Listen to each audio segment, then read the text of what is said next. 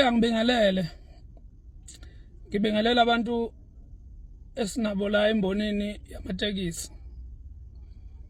Ngibingelela umphakathi okuyiwona esuserviceayo ngokuthutha. Sinenkinga. Konke besithi siyakhuluma kuyacaca ukuthi akusebenzeli. Akuyisebenzeli nje imboni at all. Sinenkinga ke enkulu la no transport oholwa umhlonishwa uSiboniso Duma. Bonke sikukhulumile. Mhlambe nizokukhumbula sike saba nokuthi sime singayi emsebenzini singabathatha abantu. Kwaba ke nezingxoxo zibe khona nizokhumbula sikulomhlangano. Sasitshela ukuthi mhlambe konke kukhulunywe kulomhlangano kunezithelo ezinhle. Sekucacile ukuthi no lapha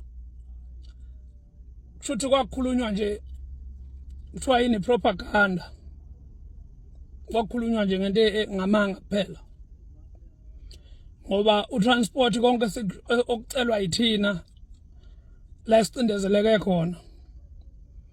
Akukho nokukodwa ofuna ukukumitha noma ukusihlangabeza kukhona.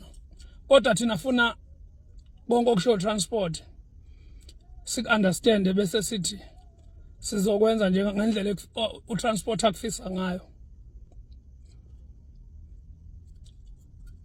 Ngiyakuqinisekisa ukuthi futhi nje umhlangano esasinawo ngaleli ilanga umhlangano ongakazi ube khona. Futhi kuyacaca ukuthi sophinda sime ukuthatha abantu ukuthi sizomaninike ngeke size sikusho. Kodwa nje khona ngiyabona mina ukuthi hayi ukuma nathi sekusondelene kakhulu. Engingazike futhi ukuthi mhlambe mase simile izobe lisaba khona yini ithuba lokuthi siphinde futhi sithi asiyokhuluma emhlanganweni ofana nalo. Ngoba thina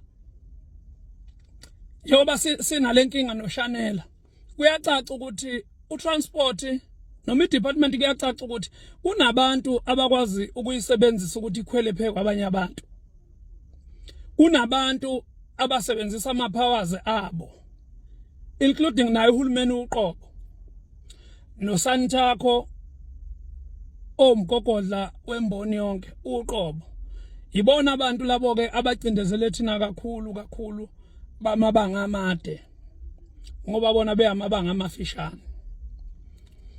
Asinayo inkinga yokuthi sicindezelwe thina abantu esinabe embonini kodwa esinenkinga nakho ukuthi mase sicindezelwe uhulumeni ilapho osekuzwela khona. Enye into ke ezokwenzeka manje sayida kuzoba ukuthi makuficakala imoto kulezi imoto esisebenza nazo kuona onke lama association esisebenza nawo esigaxana nawo le station more than 52 more than 62. Sizoba nento esizoyisho manje ukuthi imoto esisebenza nayo mayifica imoto ye long distance imili imiso uShanela ithatha abantu ngoba uShanela usuthatha abantu ngeimoto ekahulumeni ubadeliver la isuke sibasa khona noma ubathathe labasuka khona ubalethe eThekwini. Sesizoba nento ethi imoto e long distance mayifica imoto e long distance imiswa amaphoyisa ehlisa abantu eyibopha nayo leyo moto akayishiye kuona amaphoyisa nabantu afika bachithe kulabo bantu abachithile. Uhulumeni akabenyusa imoto zibeningi imoto ezotransport abantu la emgwaqweni ngoba uhulumeni yona ndlela kusho ukuthi abona ukuthi ufuna sitaxe ngayo leyo. Ngoba phela uhulumeni ufuna vele aphumele obala mawukuthi uyakudinga ukuthi akube khona itax ayithathayo ngaphekwa lendlela esitaxeka ngayo ukuthi siyayithelela imoto senza yonke into edinga ukuthi imoto ibe sesimweni sokusebenza. Ngicabanga ukuthi lokho nje okuzokwenzeka sizoma ukusebenza esingazi futhi ukuthi masimasobe simele ukuthi sizoqala nini ukubuyela emsebenzini. Umuntu ke akekho umuntu esizothi siyamdabukela ngoba nabo abantu bomphakathi ababagibeli bayakwazi ukwehliswa emotweni zethu bangena emotweni kahulumeni. Kushuthi uShanel uzoyikhipha amagalofu lawa akhe namaquantum aqhubeka abantu abatransport emgwaqweni. Ngoba siyasaba manje ukukhipha imoto zethu ziye emgwaqweni ziyothathwa uShanel sibhilwe ngalezi imali esibhilwa zona. Akekho umuntu obhilwa njengomuntu wekhumbi. Akekho umuntu obhilwa njengomuntu wekhumbi. Into ebhizi nje la eKZN njengamanje ikhumbi noShanel phela. Yonke enye into eyenzakalayo akanandaba uhulumeni nayo la eKZN. Into anendaba nayo i-transport kuphela yethu thina abantu bemboni. Ehlangeneke nobhululu bakhe ukuthi akuxhaphazeke thina abantu abamnyama ngebhizinisi lethu. Ilokho ke nje kuphela ngiyabonga. Kodwa laba